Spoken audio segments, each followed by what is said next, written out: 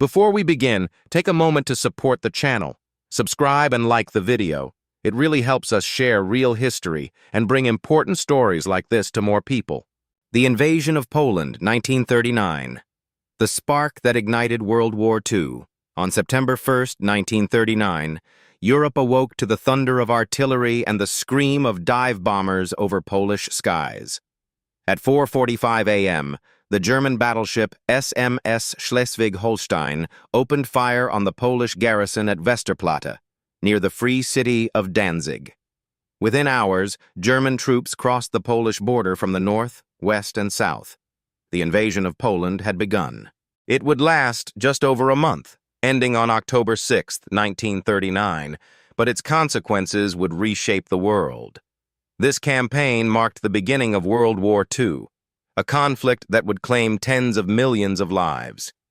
This is the story of political deception, military innovation, brutal occupation, and a nation's resistance in the face of overwhelming force. 1. The road to war. The roots of the invasion lay in the unresolved tensions following World War I. The Treaty of Versailles had restored Poland as an independent state after more than a century of partition by Russia, Prussia, and Austria. However, the borders drawn in 1919 left Germany resentful, particularly over the so-called Polish Corridor, which granted Poland access to the Baltic Sea and separated East Prussia from the rest of Germany. When Adolf Hitler rose to power in 1933, he made it clear that revising the post-war settlement was a priority. His regime aimed not only to reclaim lost territories but also to expand eastward in pursuit of Lebensraum, or living space for the German people. Throughout the 1930s, Germany tested the will of European powers. The remilitarization of the Rhineland in 1936, the Anschluss with Austria in 1938, and the annexation of the Sudetenland after the Munich Agreement revealed the policy of appeasement pursued by Britain and France. Each success emboldened Hitler. By early 1939, Germany's focus turned fully toward Poland. The Nazis demanded the return of Danzig and extraterritorial rights across the Polish corridor. Poland, backed by guarantees from Britain and France, refused. Tensions escalated rapidly. On August 23, 1939, the world was stunned by the signing of the Molotov-Ribbentrop Pact between Germany and the Soviet Union.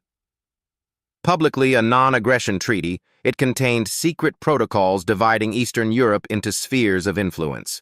Poland was to be partitioned between the two powers. War was now inevitable. 2. The opening assault. Germany's strategy relied on speed, coordination, and shock. The concept later known as Blitzkrieg, lightning war, combined fast-moving armored divisions, motorized infantry, and overwhelming air power. On September 1, 1939, more than 1.5 million German troops invaded Poland along a broad front. The Luftwaffe launched massive air raids, targeting airfields, railways, and communication centers. The bombing of the town of Wielun, largely undefended, signaled the beginning of total war against civilians. Poland mobilized around 1 million soldiers, but many units were still assembling when the attack began. The Polish army was brave and determined, but faced significant disadvantages in armor, aircraft, and mechanization. One of the most symbolic early battles occurred at Westerplatte, where a small Polish garrison resisted German assault for 7 days despite relentless bombardment. Elsewhere, Polish cavalry units clashed with German infantry and tanks. Though later mythologized as charging tanks with sabers, these engagements were more complex and reflected desperate attempts to slow the German advance. German panzer divisions rapidly encircled Polish forces in massive pincer movements. The Battle of the Bzura, fought between September 9th and 19th, was the largest Polish counteroffensive. Initially successful, it ultimately failed under concentrated German air and ground attacks. 3. The Soviet invasion. On September 17, 1939, as Polish forces struggled against Germany, the Soviet Union invaded from the east in accordance with the secret protocol of the Molotov-Ribbentrop Pact. The entry of the Red Army shattered any remaining hope of organized Polish resistance. The Polish government evacuated to Romania, and coordination between scattered military units became nearly impossible. The two totalitarian powers met along a demarcation line roughly following the rivers Narew, Vistula, and San. In the city of Brest-Litovsk, German and Soviet officers even held a joint military parade, a chilling symbol of cooperation between regimes that would later become mortal enemies. 4. The fall of Warsaw. The capital, Warsaw, endured heavy bombardment throughout September. Civilians sheltered in basements as artillery shells and bombs devastated entire districts. Food, water, and medical supplies ran dangerously low. Despite fierce resistance, Warsaw capitulated on September 28, 1939. Other isolated units continued fighting into early October, but organized resistance ended on October 6th after the Battle of Kock. Poland was defeated, but it had not surrendered in spirit. 5. Partition and occupation. After the campaign, Poland ceased to exist as an independent state. Germany annexed Western territories directly into the Reich and established the general government in central Poland under Hans Frank. The Soviet Union annexed eastern Poland into Soviet Ukraine and Belarus.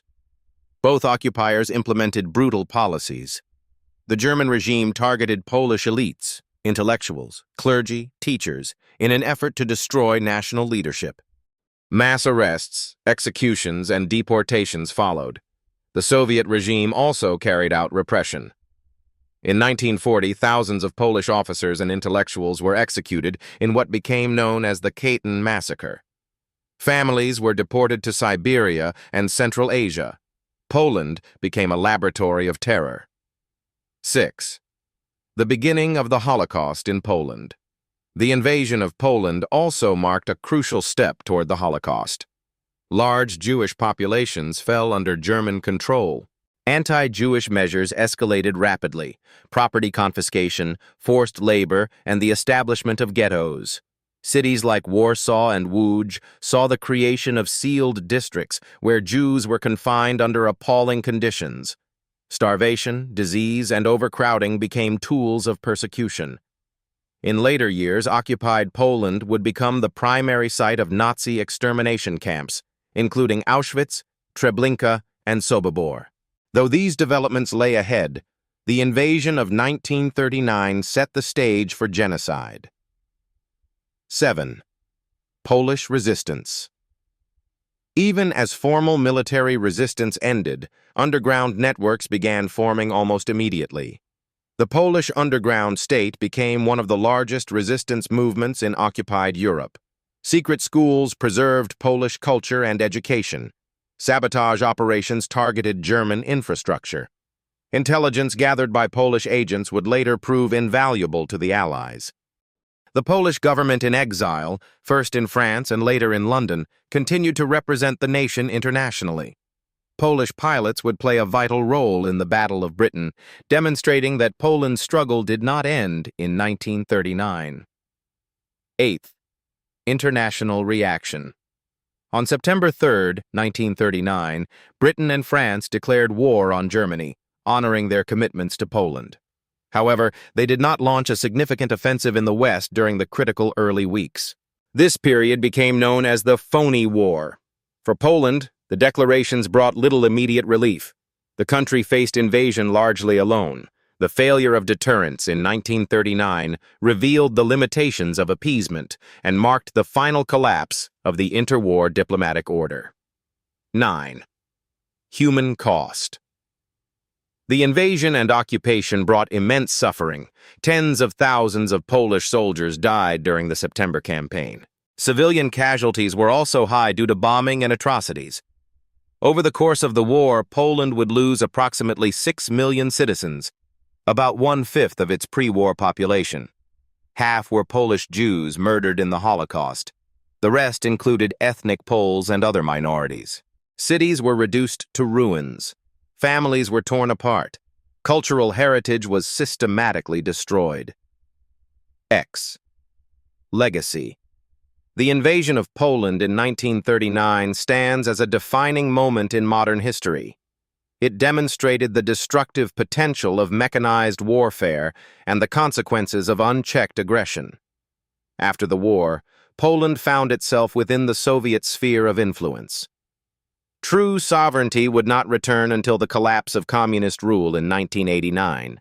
Today, the events of September 1939 are remembered not only as the beginning of a global catastrophe, but also as a testament to resilience. Despite occupation, repression, and immense loss, the Polish nation endured. The guns that fired at Westerplatte echoed far beyond the Baltic coast. They signaled the dawn of a world war that would redraw maps, topple empires, and leave scars still visible today. The invasion of Poland was more than a military campaign. It was the opening act of the deadliest conflict in human history.